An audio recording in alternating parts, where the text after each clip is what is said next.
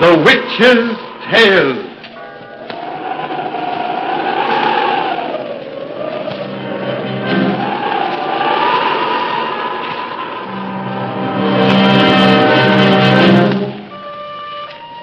The fascination of the eerie, weird, blood-chilling tales told by old Nancy, the witch of Salem, and Satan, her wise black cat. They are waiting for you now.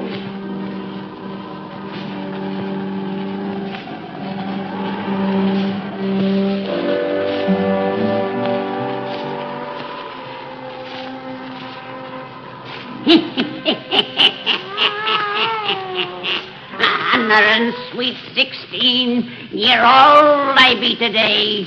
Yes, sir, 16-year-old. Well, Satan, now that me and you has had our customary sweet evening walk through the sweet, cheerful graveyard, we'll all sit to tell folks our customary sweet bedtime story. Now, tell these folks to douse their lights, and we'll get right down to business. That's right. Make it nice and dark.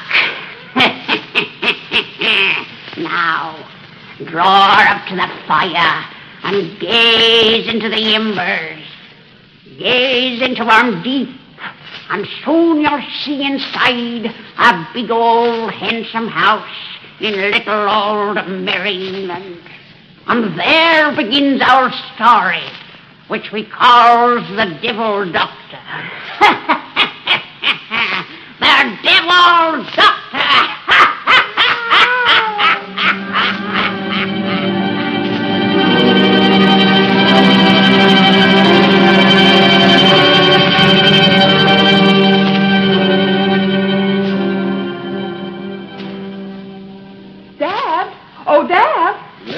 Will you and Stanley come in? Mr. Roberts is here. Be with you in just a minute. It was awfully good of you to come over, Mr. Roberts. Oh, not at all, Miss Duffus. I had already determined to drop in and bid you welcome to Hartley Manor. I'm afraid it's a very trivial matter that Dad wishes to see you about. Won't you sit down? Well, thank you. I suppose you're very happy to be finally in your new home. Oh, I'm sure we will be. We've scarcely had time to become acquainted with it yet. I see you've made quite a few changes. Oh, yes. Oh, Dad bought this delightful place because it was so old and rich in tradition, and immediately decided to modernize it. I'm sure you don't approve. I must confess to a slight dismay. That'll be the reaction of our other neighbors, I imagine. They probably feel it's bad enough that Americans have come to live in this historic landmark. I hope the liberties Dad's taking with it don't add to their resentment. I'd like to be around when they resent it. Dad, I didn't hear you and Stanley come in. Oh, this is the Reverend Mr. Roberts. I always wear rubbers so I can sneak up on folks and hear what they're saying about me. Hiya, Mr. Roberts. Glad you come over. Thank you, Mr. Duffus. You know, this girl of mine egged me into buying this place. Yet ever since I planked down a cool $500,000 for it, she's been kicking about the improvements I've made. If only you wouldn't try to change things too much, Dad. Change is what makes the world go round. Oh, excuse me. You haven't met my future son-in-law, Stanley Davis. Stan, this is Mr. Roberts, head man of the local church. How do you do? Now, sit down, everyone. Sit down. Before wasting any time in small talk, Roberts, I'm going to tell you why I sent you that message to come over. When I pay for anything, I expect my money's worth, and I paid for something in this house that isn't here. I don't quite understand, sir. When I phoned the solicitors who handled the sale of this place, they said you were the man to locate my missing property. I? Oh, they told Dad that as you're extremely familiar with the history of this house, you might help him in his search. Search for what? An ancestor. An ancestor? Yeah, I've been cheated. I was told that in the art gallery down the hall there were 106 life-size oil paintings of the de Casarac family whose estate this used to be. But there's only 105, which makes one ancestor missing. I see. The 106th portrait isn't really missing, Mr. Duffus. Oh? It's hidden behind a secret panel in this room. A secret panel? What's the idea of hiding my picture there? It was hidden over 300 years ago, Mr. Duffus, right after its subject died. Why? Because Bertram de Casarac, whose likeness it is, had placed a hideous blot upon his noble family name, He was one of the most infamous monsters who ever lived. Now, what did he do? Allow me to show you his hidden portrait first. It'll make the story more believable. People hereabouts call him the Devil Doctor. The Devil Doctor? Yes. Now, let me see. It's many years ago that I was taught the secret of this panel. The spring is hidden somewhere in this beaded molding at the side. I found it.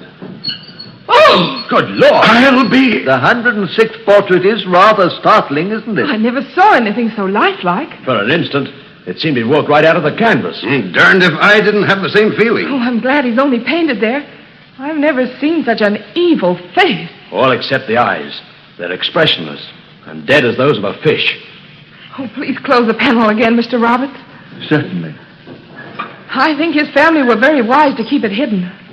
I'm half sorry we found it. Oh, I'm not. I don't know anything about art, but whoever painted that knew his business. It's generally believed in this neighborhood that the artist was Lucifer himself. You mean the devil? Yes. That's a new one. According to tradition, that is not a mere portrait, but a second body that Bertram de Caserac will return to and wear someday, if he's able. A second body? Let's hear the story of this old boy. Well, the evil Bertram de Caserac was an alchemist, a delver in black magic, and above all, a Satanist. Oh, you mean he used to... Yes, instead of God, he worshipped the Prince of Darkness. And in a certain vault below this house was often celebrated that most infamous of ceremonies, the Black Mass. I've heard of it. Yes, so have I. It's a horrible perversion of the true Mass, and is offered in honor of the devil. Satanists offer a sacrifice, usually the life's blood of an innocent child or woman. Say, are you kidding me? Unfortunately, Mr. Duffus, we are stating an awful truth. Bertram was finally accused of witchcraft and arrested.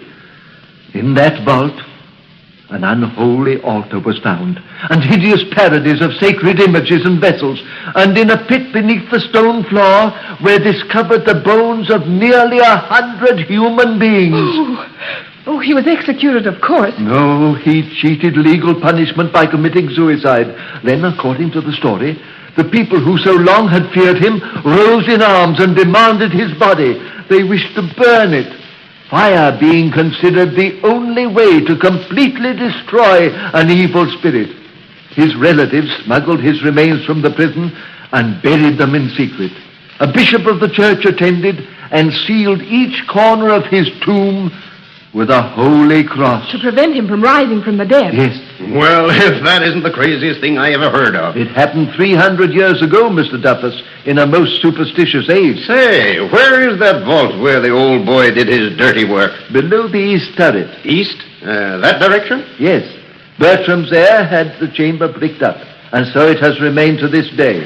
Till yesterday, you mean? I beg your pardon? I told you I was going to change things here. I went down in the cellars yesterday and saw that bricked-up doorway. Looked like valuable space was being wasted behind it. So I had the decorators' men tear it out and use the room to store their packing cases. That vault is open? Sure, why not? Does anyone know of this? I just told you the decorators' men opened it. Oh, but they are from London and unfamiliar with the story. Mr. Duffus, if this becomes known around here, half this countryside will be thrown into a panic. Oh, you mean the... I mean the legend of the Devil Doctor is a living truth to the people of this region. I beg you to have that door resealed at once. What do the fools think will happen because that room is open? Oh, I told you their belief about that portrait. You mean that old Bertram will return to life? If he is able. And you have rendered his spirit a service by unbarring the way to his tomb. His tomb? Yes, for below the vault where he buried his victims, Bertram himself was buried. His body's in that room? Embedded in solid masonry. By golly, it's beneath the center of the floor. I remember seeing 4 metal crosses on the corners of a big slab and wondered what they meant. Oh, I want to see it. So do I. Now that I know what it all means, I'd like another look myself. Come on, Robert. Oh, yes. I would like to see it, too. The stairs are right down this hall. You don't have to tell Mr. Roberts, Dad. He knows this house better than any of us. I'm afraid I do. And that is the reason, Mr. Duffus, I request you to seal that vault again. Say, if you weren't a preacher, I'd say you took this stuff about the Devil Doctor pretty serious. As a preacher, I accept the Bible as the Word of God. And Holy Writ bears many testimonies that evil powers exist which are dangerous to man. Well, here's the cellar door. They help Edith down these steps, Stanley. They're pretty steep and carpeted with dust. You see how useless is an attempt to convince my father of anything, Mr. Roberts? He won't even believe my fiancé will help me downstairs unless he's told. Oh, I didn't mean that. I made my money bossing people, Mr. Roberts. Guess it's become such a habit I even do it in my own home. But speaking of convincing me, no one will ever make me believe there's any truth in superstition. The vault's over this way. Well, I haven't been down here before. Neither have I. After hearing Mr. Roberts' story, I shan't make it a habit. Mr. Roberts, since it's believed that portrait of the devil doctor's a creation of infernal magic, why was it never destroyed? Because there is a further tradition that whoever harms it will be destroyed themselves. Rot. Well, there's the vault just ahead. Your men didn't break the door? It wasn't necessary. When they tore out the bricks that covered it, the door was standing open. Open? Yeah. Strange. In the ancient record, it said the door was closed and locked. Now, well, mind these packing cases you come in. You're liable to snag your clothes on a bent nail. Oh, there are shavings all over the place. Yeah, I saw the crosses about there, where the big crate is standing now. Hey, give me a hand with it, Stan. We'll push it out of the way. Yes, sir. You ready? Let's go. Come on.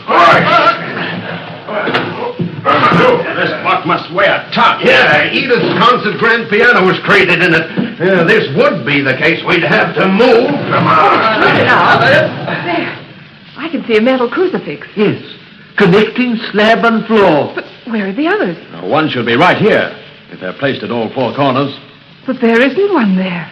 There are none at those far edges. They were there yesterday. Oh, Dad. You and Stan must have torn them away with that heavy case. Doggone, I guess you're right. Mr. Roberts, if the old devil doctor is half the man you say, he ought to jump right up and dance now. With just one cross to hold him down. Oh, he does. What's the matter? This slab just moved. Moved. I felt it move under my hand. Oh, quit your kidding. Oh, I'm not. Mr. Duffus, feel the edges of this slab. What about him? Lord, I see what you mean. Dad, they're an inch above this floor. You're crazy. They're absolutely level with it. Feel here, Mr. Duffus. Now your hand is beside the one remaining cross. That's funny. Yes, it is. None of you are chumps enough to think this slab has risen since we pulled those crosses off, eh? But I felt it move. Imagination. It's probably always been like this. Oh, it couldn't have been, sir. If it had been raised like this before, its sharp edge would have caught the cleats in that piano case. We couldn't have pushed it a foot. Mr. Duffus, you may think me a credulous old fool, but I beg you to have those crosses found and replaced immediately. Then have this vault received. I'll do nothing of the kind. Oh, I think you better, Dad. Yeah, perhaps you had. Say, are you three children or grown-up men and women? Oh, Dad, for once in your life, give in to someone else. When we entered this vault, I thought the story of the devil doctor as fantastic as you still do. But in the last few minutes, since you moved that case, there's something awful in here that's making me afraid. I'm not ashamed to admit I feel the same way. It's as though we four weren't alone in this vault. As though something repulsive and deadly's in here with us. There is an unseen presence here. Can't you sense it, Mr. Duffus? No, and when I prove all this is bunk, you won't sense it either.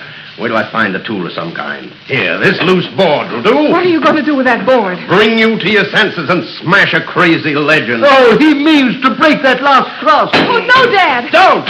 Stop him!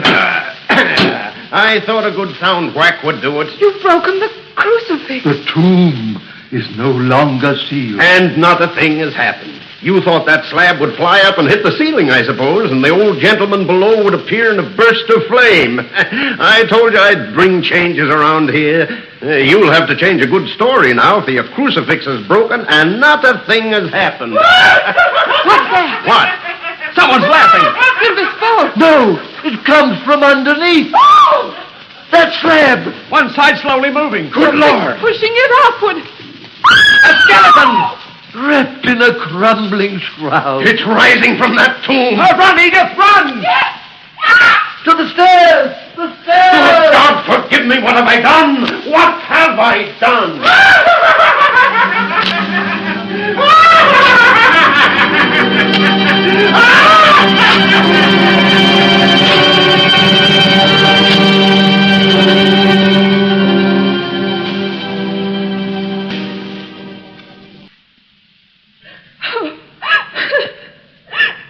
Edith, darling, you must pull yourself together. We're We're safe now, safe. Yes, that cellar door is locked and barred. We're double locked inside this room. If we did see a thing that all common sense denies, it can't get at us here. If we saw it, do you doubt the evidence of all our eyes? Do you think locked doors will prevent that frightful thing from going where it wishes? That hideous nightmare you delivered from its tomb? That's what it was, a nightmare. It couldn't have been real. It's too impossible. So one might say who for the first time saw a boa constrictor. Well, that's a natural thing. Whatever is natural. Supernatural is merely a word to denote things rare in human experience. We know this thing exists. Oh, I can still see the awful horror of its fleshless bones. That crumbling shroud. Edith, darling. I can still hear its frightful laughter and smell that sickening odor of decay and mold and death. Edith, you gotta snap out of this. If you'd only let us leave this house, as the servants did when we ran screaming from that cellar, if you hadn't insisted we remain here... I didn't ask any of you to stay here. I said I wouldn't run away like a panic-stricken fool. Oh, you knew we wouldn't go and leave you here alone. But now night's coming and darkness. Look here, we've got to look at this thing like sensible human beings instead of superstitious children. So you said as you broke the crucifix upon that tomb. And I still think I was right. Oh, I don't deny I've been as scared as the rest of you. Cold shivers are still running up and down my spine. But I didn't travel the distance I've reached in life by being a credulous fool. You can't deny the evidence of all our senses. No, but I can find an explanation of the way that they were tricked. My mind is beginning to think normally again, and it begins to see a light. Now, what do you mean, sir? When I overheard Edith telling you this afternoon that folks around here resented our living in this old house, I think she called a turn on everything that's happened. We're not wanted here. Someone conceived the bright idea of scaring us away. Mr. Duffus. And you, Roberts, were a party to that plan. I, sir? Father. He came here with his talk of the devil doctor, didn't he? He showed us that picture, told us about the vault, and got us so steamed up we went down to see that tomb. You seriously believe me guilty of a deliberate and malicious plot? Yes. Mr. Roberts is a clergyman. Which makes his skullduggery 10 times worse. By Jove, I believe you're right.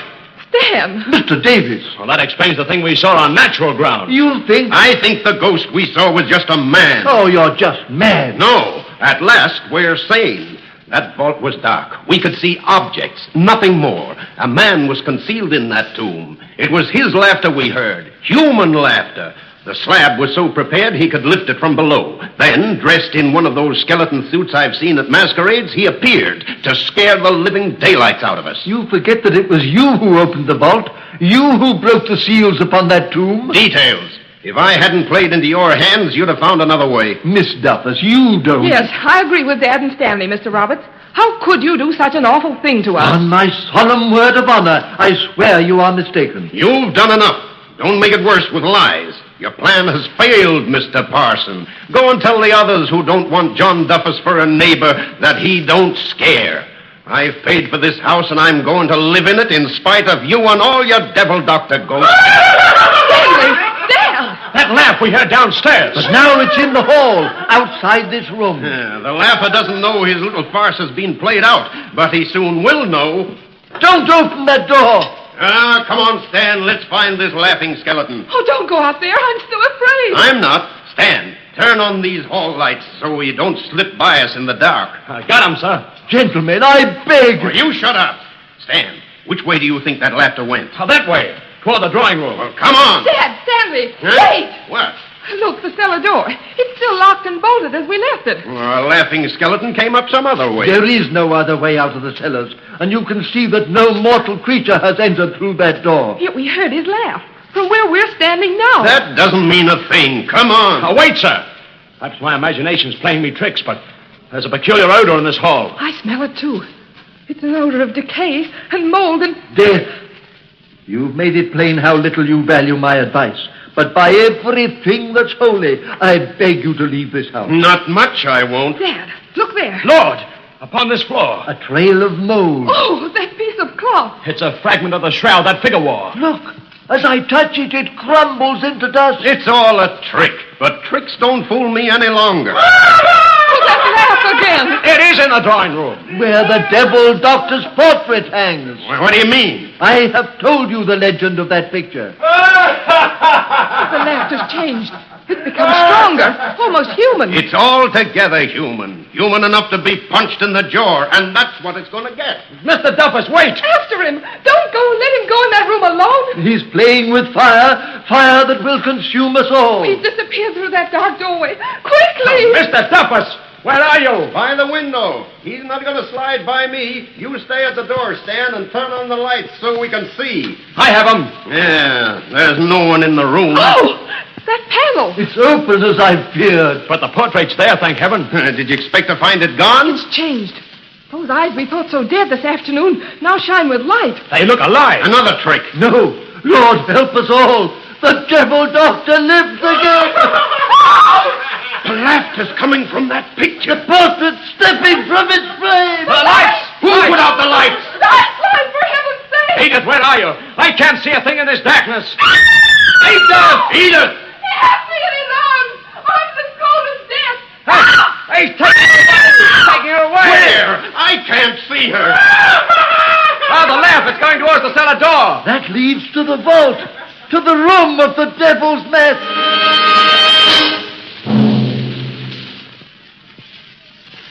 Which way is it, Stan? Oh, God, where is that vault? I'm as completely lost as you are. Roberts was right. We should have waited for a lamp before coming to this cellar. Oh, that would have taken time. And that devil has my Edith. Oh, God, forgive me. Davis! Mr. Duffus! Roberts, He's brought a lantern. over to him, quick. Hey, we're coming, Roberts. Do you still think he tricked us? Not anymore. No trick would have brought that picture from its frame, and we saw it happen. Roberts, quick, take us to that vault. It's at the far end. In the darkness, we've been searching in the opposite direction. This old-fashioned lantern doesn't give much light, but it was all that I could find. It's enough. Hurry. You've heard nothing further since you came down here? No, the laughter has stopped, and so have Edith's cries. She'd fainted, I suppose. My daughter. Oh, God, forgive me. There's the vault ahead. And the door's closed. Well, I'll soon... I don't... It's barred inside. Help me, Stan. I'm with you.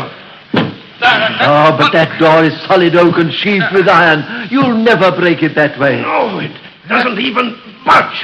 Oh, what are we gonna do? That heavy beam lying there. We'll use it as a battering ram. Wait! Listen!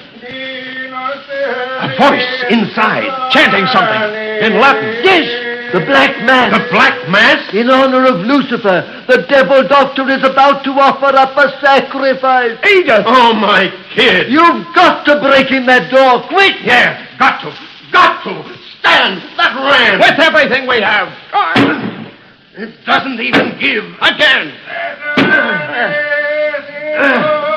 Oh, what's that devil saying? His monstrous ritual nears the time of offering. The ram, Stan, the ram. Oh, the door won't give. When it does, how are we to stop that thing inside? A thing that's neither of the living or the dead. In faith there is a way. Break down that door. Oh, Father, help me to be strong. Give thy servant faith and help him banish fear. I felt it give that time. But the voice is going inside. Yes, it's all for prayers to evil. Break that door or we shall be too late. Father, give thy servant faith. Help him banish fear. We've got to break it down. It gave, then splintered. Again, with all you've got. We've crushed it. Come on. Edith! She's lying on the slab. A living altar. The devil's holding a knife above her breast. I'll get him. I can't move. Nor I. By some power, he's stopped us in our tracks. He lifts the knife. You said you had a way to stop him. By the power of the cross, in the name of the Father, Son, and Holy Ghost, I bid you. He only laughed. He holds that knife above my daughter. Oh, my fear is stronger than my faith. Oh, Father, help me. No, not my kid. No. Mr. Duffus broke the spell. Covered a body with his own. The knife is buried in his back. The the devil, Doctor! He's raising the knife again! But the Father's love has shown my faith the way to banish fear. In the name of the one and only God, I bid you whom men once called the cataract, return to the hell from which you came. He falters.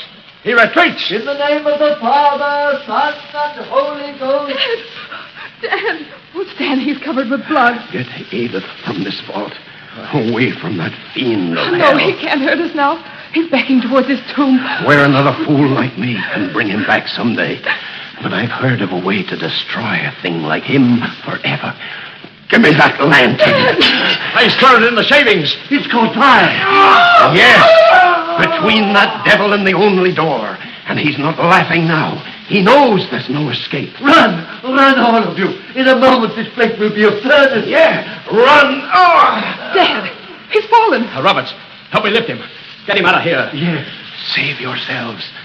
His knife has done for me. No! You can't die, Dad. You can't. Put me down, you fellows. Get my kid out of here. Put me down, I tell you. The fire won't reach us for a minute here, and I won't keep you quite that long. Well, that's it. Thanks. Dad. Oh, Dad. I always would have my way, kid? Roberts, you said whoever destroyed that portrait was doomed to be destroyed themselves. And I guess I've pretty well wrecked the subject of that picture. Well, I wanted to change things round here. And now you'll have to change your story about the devil doctor, because I've brought it to an end. Change is what makes the world go round. Dad! Dad! My father's dead.